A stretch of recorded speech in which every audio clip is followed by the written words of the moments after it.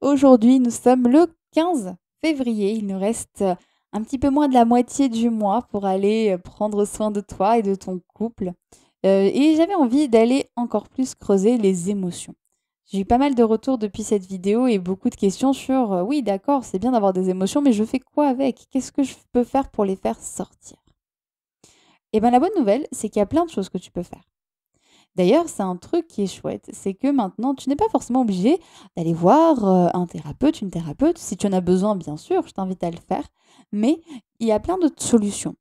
Je vais t'en proposer quelques-unes pour te libérer de tes émotions, pour aller soulager. Déjà, ça peut être l'écriture. Écrire une lettre. Moi, je sais que par exemple, des fois, ça m'aide quand j'ai beaucoup de choses à dire à mon partenaire, que c'est difficile pour moi, que j'ai du mal un peu à être au clair avec mes idées, et ben je lui écris une lettre, j'écris un peu tout ce que je pense, tout ce qui me vient sur le cœur et je me sens mieux. Et après, je fais le choix soit de lui laisser cette lettre ou soit de la déchirer, de la remercier, de la déchirer et de repartir en étant soulagée finalement. Ensuite, tu as la possibilité de dessiner. Il y a des gens, en dessinant, ils arrivent à sortir plein d'émotions. Des fois, des émotions qui sont cachées depuis bien longtemps. Et juste de dessiner, de passer un bon moment, ça leur fait du bien.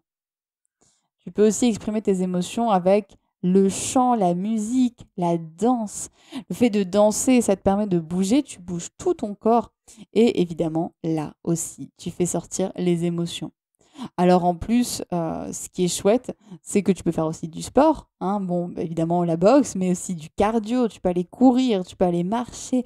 Si tu bouges ton corps, tu vas forcément faire circuler les émotions et ça fait du bien. Moi j'adore faire du cardio, surtout quand je suis hyper énervée parce que du coup, ça me met complètement focus sur ça et je me sens vraiment beaucoup mieux après.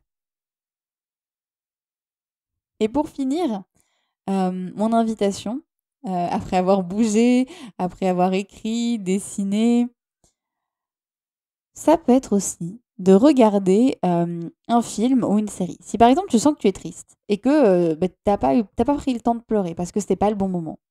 Alors moi, c'est un truc qui marche très bien sur moi, peut-être que ça marche pas forcément sur toi, mais moi quand je regarde une série que j'adore et qu'il arrive quelque chose à un de mes personnages préférés et encore même pas, hein, des fois, ça arrive à un personnage que je ne connais pas, je peux me mettre à pleurer, mais vraiment à pleurer et à tout lâcher. Et en fait, bah, c'est juste que je suis en train d'évacuer ma propre tristesse. Et je pleure pour cette personne, mais en fait, je pleure pour toutes les choses pour lesquelles j'ai pas pleuré. Donc, ne sous-estimons pas Netflix, qui peut être un super moyen de décharger ses émotions. Je te laisse avec toutes ces choses-là pour libérer ton cœur, libérer ton corps et te faire du bien.